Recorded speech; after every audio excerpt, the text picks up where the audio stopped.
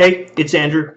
I know a lot of other YouTube commentators are looking at the end of the year and probably thinking to themselves, well, it'd be a great idea to go through kind of the purchases throughout the year for Age of Sigmar. I included 40K with this because of the number of Games Workshop releases that are, it's either one or the other. But I made a list and put it up on the TGA community. That's tga.community. Really a list for everybody that's going to do their own review that wants to look back at what kind of we saw through the year. Put it up there for everybody to watch, or to read through. You can find it there.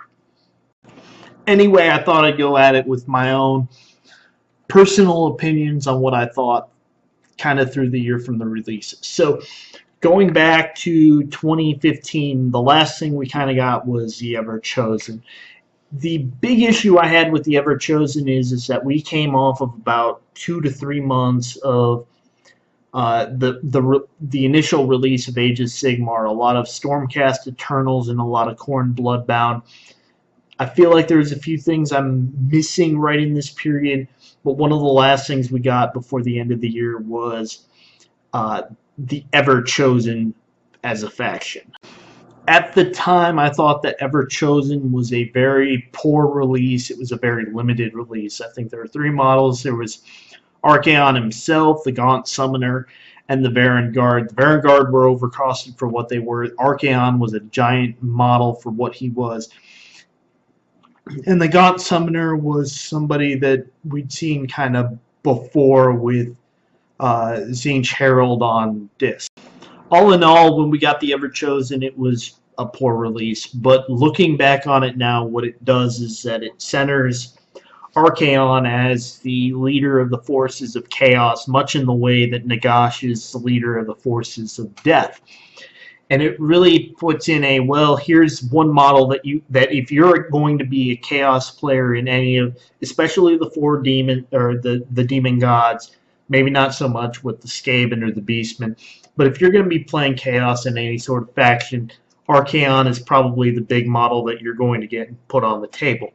And for that, I'm kind of okay with, looking back now at the Ever Chosen, I'm kind of okay with where that went, or where that faction went.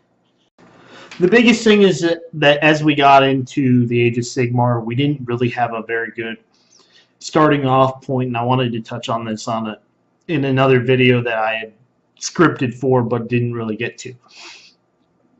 Outside of the Stormcast and the Khorne Bloodbound and Seraphon, that was the other big book that kind of came out. We didn't really have anywhere we could jump onto.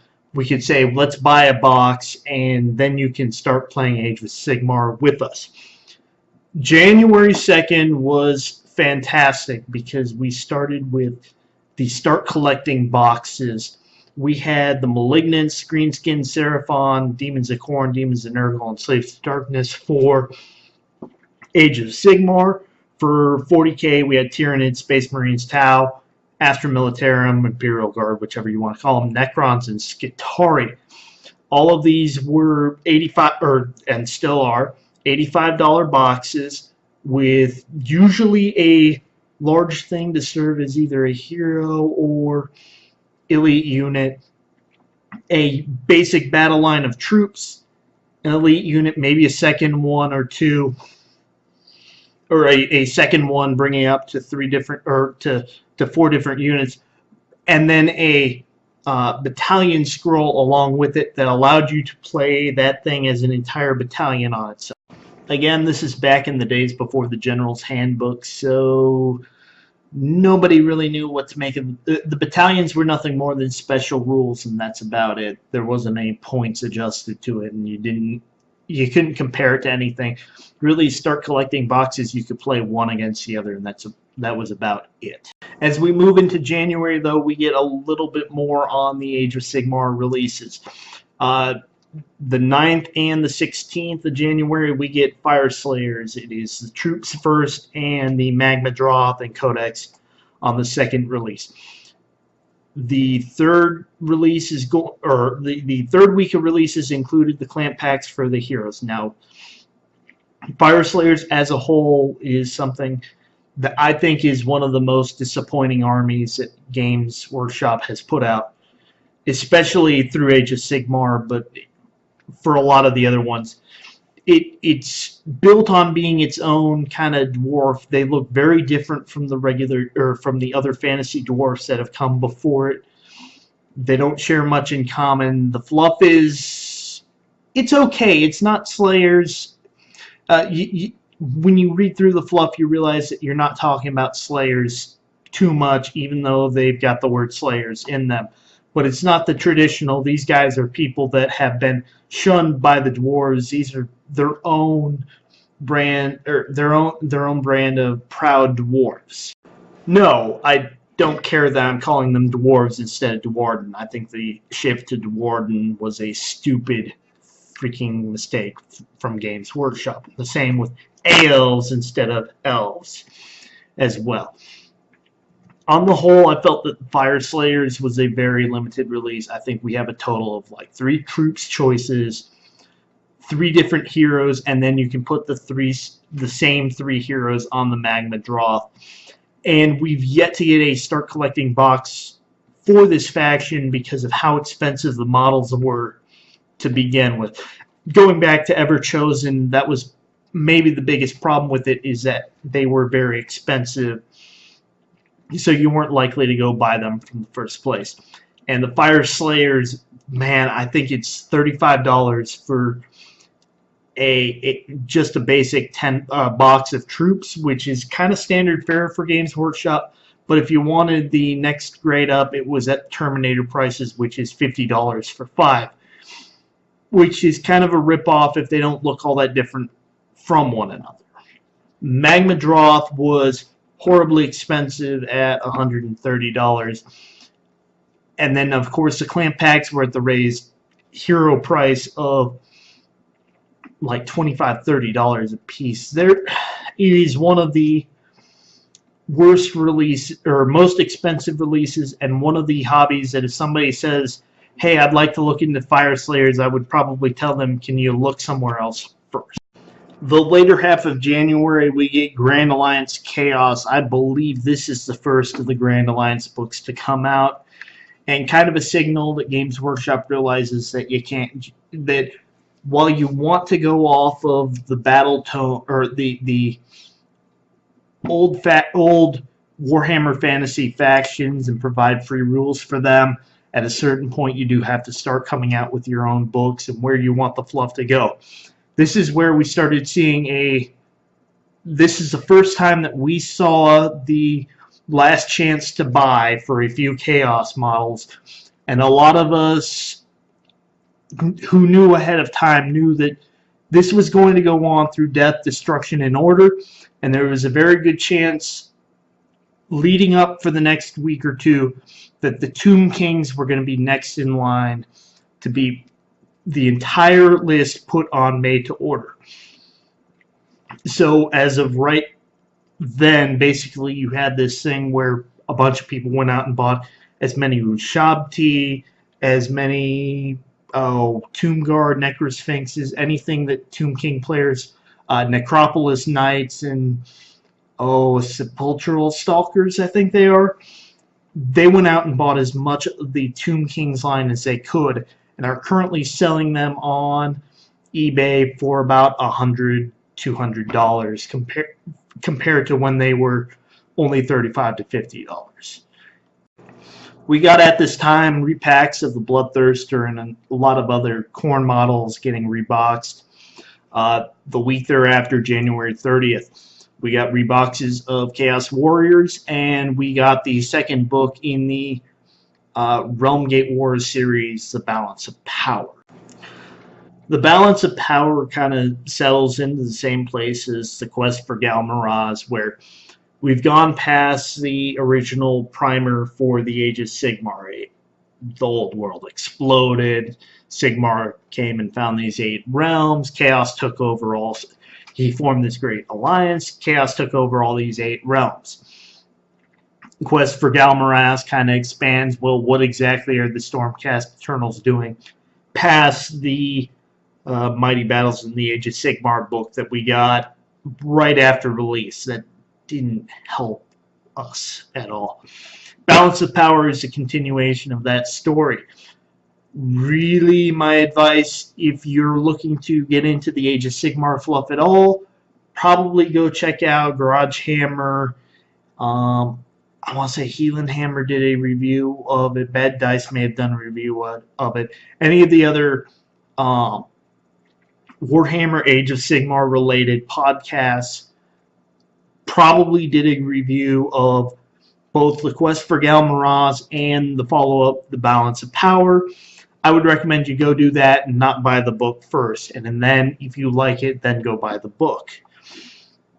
Myself, I'm fine with what I learned from those podcasts to feel comfortable with the fluff going forward. February is a fairly dull month for the Age of Sigmar. We get one thing. It is Grand Alliance Death on February 13th, a day before Valentine's Day, and the Tomb Kings go up for Last Order, and everybody kind of sheds a tear for what used to be. The rest of this month, it is Space Wolves, Curse of Wolfen, and then we have this weird Orcs and Farsight Enclave, or Orcs and Tau release, and then we have Deathwatch Overkill before we get into March. I'm not sure how to describe March because I don't know what exactly they were, where Games Workshop was going for. I think past the, looking back into January, they had a very poor release and something they had rushed ahead with. March is kind of where they start to turn the corner on their releases. We have the Skaven Pestilence book. I didn't look at it. I've never looked at it myself, but we had another 2 start collecting boxes, Skaven Pestilence and Skeleton Horde. We get a large box in the Virulent Horde at the beginning of March. After that, we switch over to the Stormcast Extremists. Now, I spent most of the first year, late 2015, hating how we were going to 3 months of Age of Sigmar Stormcast stuff and nothing but. We went, I think we had Stormcast, Khorne, and before that we had the initial release of Age of Sigmar and something stupid like paint bundles like that. Basically, I was kind of getting tired of Stormcast, but for whatever reason, we get more Stormcast in the Extremists, and I'm actually liking what I get out of this. We get a few other parts, but this is showing that, hey, Games Workshop was committed to doing the Stormcast, and B, we can do more with the Stormcast than what was. This was a coming out party for the Stormcast, as we're not just Space Marines anymore. We can actually do things like ride a bunch of these Drakos that we only had one of before, and we can ride something bigger as Star Drake into battle and really show that we're not just a bunch of Space Marine ripoffs. But after the Extremists, we get Grand Alliance Order and a number of Khorne Bloodbound heroes. I don't know why the 2 of those would go with one another. Another last chance to buy, because everybody saw what happened to the Tomb Kings. Everybody pretty much put 1 and 1 together and realized that the same thing was going to happen to Bretonnia. A lot of us, if we had wanted Bretonnia before, we went and bought a bunch of Bretonnia stuff back about a month before this, because a lot of the Bretonnia stuff goes on pre-order, or it goes on last chance to buy, and it's already gone before anybody else gets a chance to buy it. Very start of April, we get the drop of God Beast. Again, just like the Balance of Power, go listen to it on any of the podcast channels that have done a fantastic job covering it. If you really, really like it, then go buy it yourself. April sees, after God Beasts, we got Angels of Death, big update for 40k, Space Marines, Chaos Space Marines, Crimson Slaughter and Black Legions, book outing again. We get Imperial Knights Renegade, which is good. From Age of Sigmar, we get the drop of the Iron Jaws, followed by and Grand Alliance. Iron Jaws, for me personally, was one of those, well, we want to expand the orcs, but we don't want to make them look that much different from the orcs we already have. For a lot of the community, a lot of them like the new look of these orcs, and my initial thought was the same as a lot of not so positive people that thought that they looked a lot like the 40k orcs in mech suits and armor. Personally, I thought the yellow was a poor choice for a armor-plated theme. I think they would have probably looked better in red or black or metal, or some combination of the three. But I personally never looked at the Iron Jaws as something fantastic, but I think a lot of the community started going, okay, this is a very good release. And as we get into May, we're going to see that this was a kind of a sign of things that they had really turned or that Games Workshop had really turned the corner on the Age of Sigmar setting as a whole. 40k wraps up the end of April with a bit on flyers, Death from the Skies, and a bunch of flyers that come out. May is probably one of the best months for Age of Sigmar that doesn't involve Age of Sigmar entirely. We get at the very start of May the Flesh Eater Courts, and I think this is probably, if you hadn't bought in with Stormcast Eternals way back or to Grand Order Alliance, if you really hadn't bought in, or if you hadn't bought in with Iron Jaws, which at that point maybe you hadn't, the Iron Jaws were goofy. Flesh Eater Courts was showing that Games Workshop was going to take this setting very seriously. It introduced finally what was the fourth of the factions. Iron Jaws brought in destruction. Flesh Eater Courts brought in death. And really what Flesh Eater Courts did was it showed that, hey, we can take something that is very old, Crypt Horrors and Crypt Ghouls and the Vargeist and Terrorgeist, and we can show that, hey, we can build a fantastic fluff piece from just these few models and take an old box, the Vargeist Crypt Horror box, and add in something brand new in the Crypt Flares. And then we get, and that's the very start of May, and then we get the second part of May, which is Silver Tower, and from there you get the Mighty Heroes right after, or any release right after that. And this is showing that, hey, previous things that we had been they had been talking about was that 2016 was supposed to be the year of Tzeentch. And we hadn't seen anything Tzeentch related until this moment with the Silver Tower. And we also could show that Games Workshop showed that they could provide a number of different models in a single starter set box that people would go out and buy just for maybe just for the models, but also could play the games. This was the first of the specialist games to come out, and I'll talk about Blood Bowl in a later part of this whole review. But Silver Tower was something that said, hey, we're very serious about getting back to what you all used to love, and kind of are maybe a little bit different from what you remember, but it's going to be something that we're going to be looking at doing for the next few years going forward. After that, release of Warhammer Quest Mighty Heroes, which was, if you collected multiple armies, kind of like I do, and you didn't have a lot of the individual heroes because $20 for a single pack was a bit out of your price range. Here's 4 of them for $40 or $50, 40 with the 20% price cut that most people can find. Hey, this is something I could actually go out and buy and not feel too guilty about spending the money on. After that, we get a lot of painting releases, a lot of bases, metal paints. The gem paints come out at the very end of May.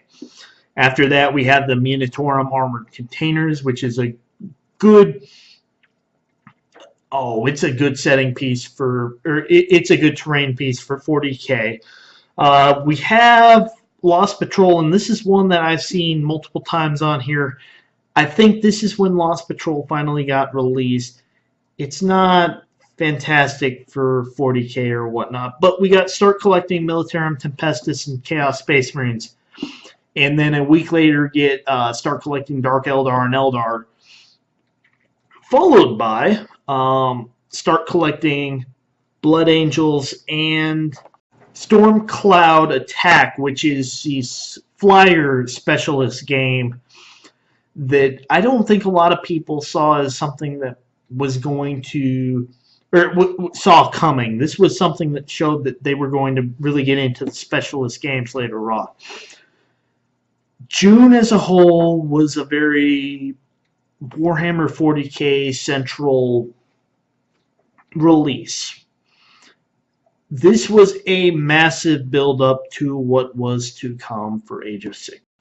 I don't want to be too unspecific, but I don't want to go back and look. I want to say it was May, around the time of the Silver Tower release, that we got news from Heel and Hammer and the Bad Dice podcast, and I think there's one other. I want to say they were related to South Coast GT, but I can't remember if that was also just Heel and Hammer instead. But we got notification, or we got the breaking of the embargo, that basically a lot of people had started talking about what was to become the General's Handbook. It was that they had been asked by Games Workshop to come in to give their opinion on a lot of the design from what would Age of Sigmar players like to see as a kind of a point structure or something to be a lot more competitive. The General's Handbook right now is is hands down the best thing to come out of 2016. If there was something to say about the General's Handbook, it was that a lot of the problems that we have had for the past year of the Age of Sigmar release got solved with the release of the General's Handbook. Really, it was something that we casual players could use to set forces on the table and not feel like one side was going to overwhelm the other side. There was a lot of point systems back in the old day, and a lot of them, they didn't work. And you knew they didn't work when two armies went against each other and an entire 30-man unit of one player's army never got into combat, but that side still won. I think the General's Handbook in a lot of ways is just a balancing mechanism, and it's not a perfect one, and it's one that looking back, or looking from where I am 6 months afterwards, it's one that they're pretty much dedicating to, hey, we're going to build onto this. Not only that, it included a lot of the old-fashioned, or it included a lot of the, here's how you build a narrative experience, here's how you might build a campaign of sorts. It didn't focus entirely on just on a tournament setting for everything. It was basically everything we probably needed at the very start of the Age of Sigmar, or at least within a month or two of the release. And to think that they took a while that we probably lost a lot of players because they didn't release it at that time. The General's Handbook kept us going through June, and what we got in July was probably one of the best releases we got all year. We got the Sylvaneth release, and this was something that they had been building towards in a lot of the, or in the storybooks beforehand. Balanced Power, God Beasts, Quest for Galmaraz a little bit, not too much though.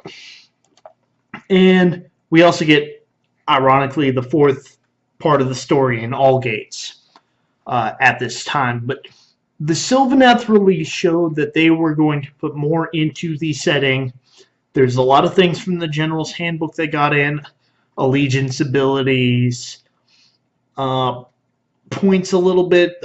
General's Handbook had the points for Sylvaneth, and a few of the factions going forward from there. The Sylvaneth added on to the part of the Wood Elves that was the Tree People, the Dryads, and the Tree Lord.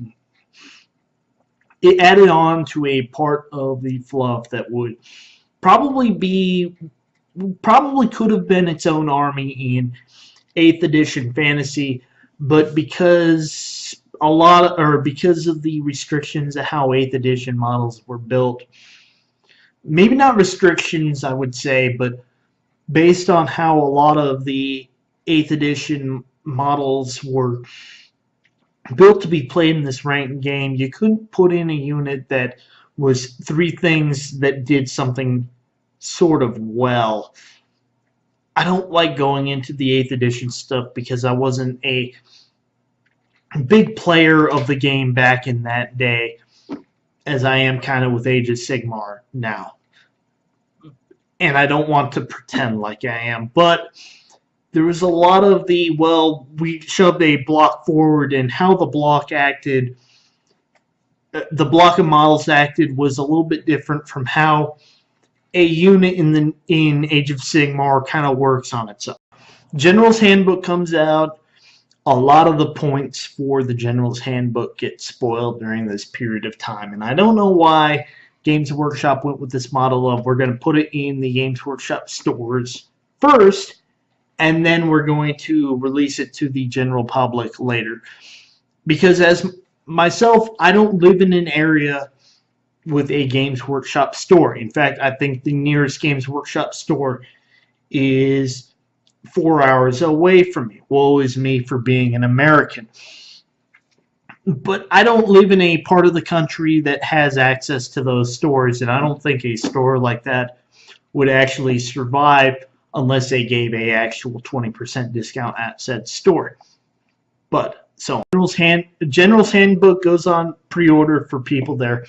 We get the first of the 2 factions that are spoiled in General's Handbook as factions that are actually getting built. We get the Bone Splitters. We also get the Storm of Sigmar and a bunch of the easy to build. Here's 3 models in a box for $15 or whatever. They're just easy to snap on and whatnot. Week later, we get the Age of Sigmar start collecting for everything that has been released and the things that we hadn't gotten so far. So we get Sylvaneth, Flesh Eaters, Khorne Bloodbound, Stormcast, and Ironjaws. We get a bit of the Realm of Battle, the new Realm of Battle, Shattered Dominion, and a lot of the basing kits for those things. And we wrap up what is a fantastic month for the Age of Sigmar in July with the Beast Claw Raiders and the Icewind Assault battle box for them. All in all, what happened this past July was something that we probably needed before Christmas of last year. It's a little late, but it was something that would have probably helped Age of Sigmar grow as a community. After this, I can sum up the rest of the year of Age of Sigmar pretty quickly. We didn't really get anything massive. August is Death Watch, Death Mask. Maybe we get Kill Team at the very end of August. White Dwarf goes monthly. September starts out with Chaos Space Marines and Blood Angels, Traitor's Hate, and Angel's Blade. We finally get the Gore Chosen game that was leaked at kind of the beginning of July. Late September, we get in the Warhammer, or we get in the next 5-hero box for Warhammer Quest, and a bunch of cards that go along with it, so you can play Silver Tower. September, early October, a lot of Gene Stealers Cult, and another Battle Matter 2. We get a lot of texture paints. The next real Age of Sigmar release is the Lord Veritan on October 15th. Imperial Guard goes made to order at that time as well. Horus Heresy, the Burning of Prospero, takes up October 22nd. And next up, we have a Khorne Battle Mat and the heroes that were a part of the Silver Tower. We get clan packs for them in late October. I can't say much on the clan pack heroes. Basically, if you were like, well, the Night Questor would be great for my Stormcast army. If you were very dedicated to one faction or another, the clan packs are probably a great deal for you, because you can buy the Night Questor without having to buy all of the other Tzeentch models or whatnot. But if you were really into the Warhammer setting, Warhammer Age of Sigmar setting, you were probably buying Silver Tower anyway, so these clan packs are the least bit of a deal for you. And you may have gone and sold off the clan, or you may have gone and sold off the heroes you didn't like anyway. So you probably, or you pick them up from eBay for that purpose. We keep rolling into November. You get bases, the Balewind Vortex that everybody is gone ballistic about online, about how great it is for something that we can put a single hero on. Honestly, if you are looking at the Balewind Vortex for anything but let's make a hero kind of... I hate saying that as a casual player, I would never actually try to get a Balewind Vortex. I think the hero looks stupid sitting upon it or whatnot. You get a bunch of scenery stuff as well. November 12th, we get Blood Bowl, and I kind of have to question what Games Workshop was thinking in releasing Blood Bowl on this stage. Basically, I know it's a specialist game that they're trying to put forward as something they want to sell. And especially with how well the online game has gone, both Blood Bowl and Blood Bowl 2, you would think Games Workshop would have come out with this about a year ago when the PC games were releasing on Steam.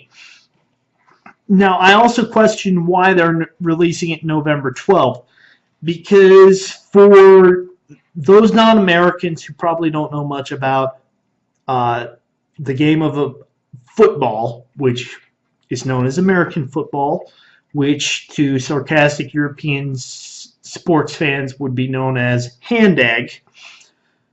Football for us starts at the very beginning of September.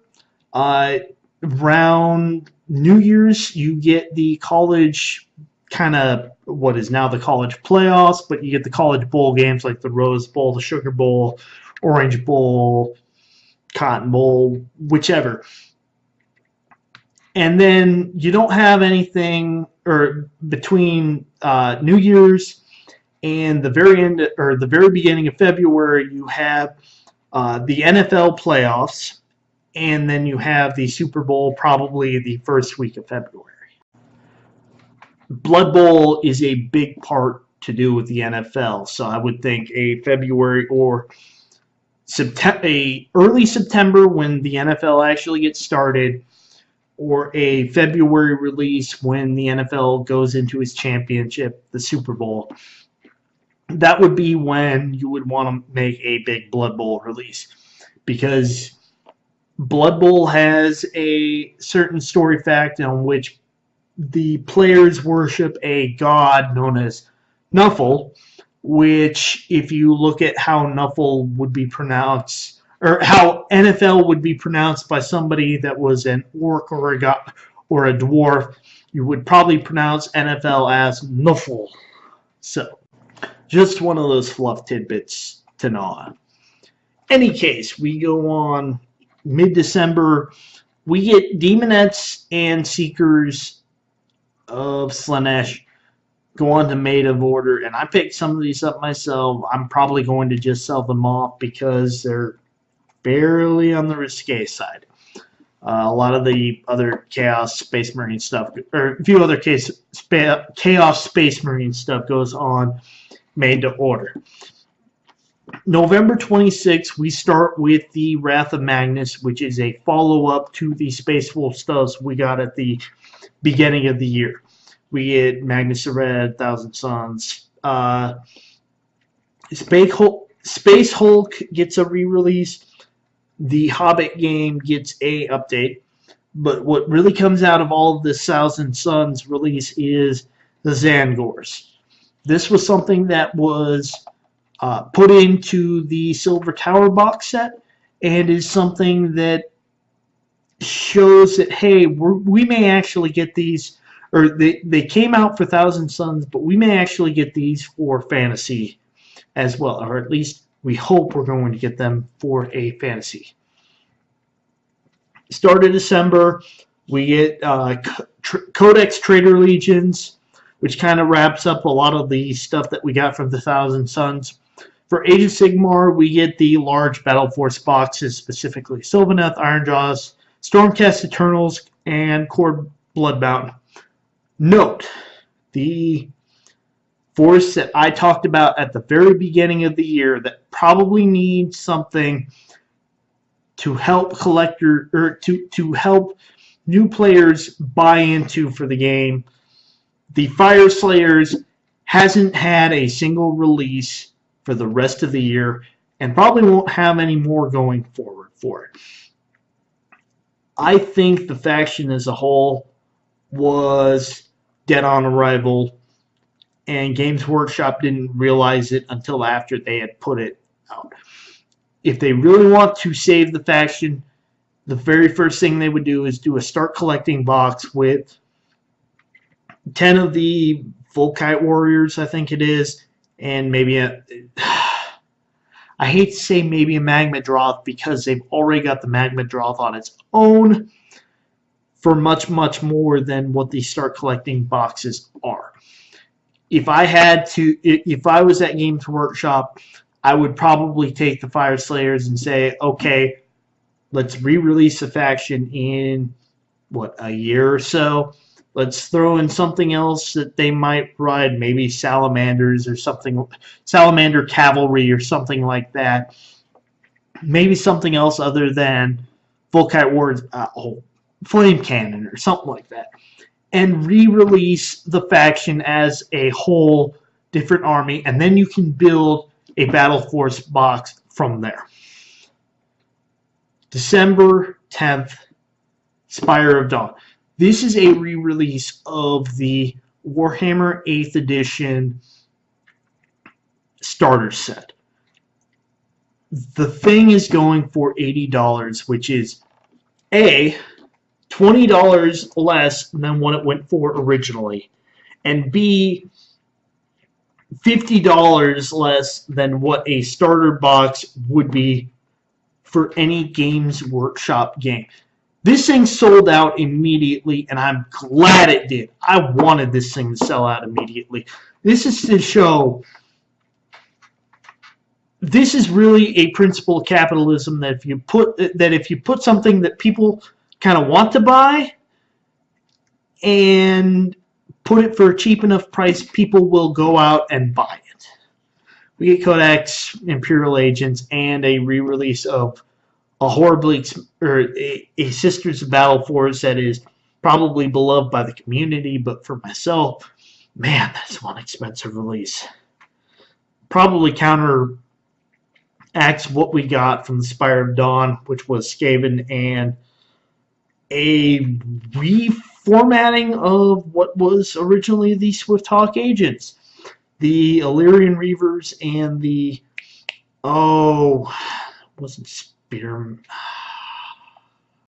Swordmasters of Hoth was a part, but I definitely mean the Lothern Sea Guard. That faction That was also one of the ones that was laid on the table as a high elf or a high elf box set that wasn't going to get re-released.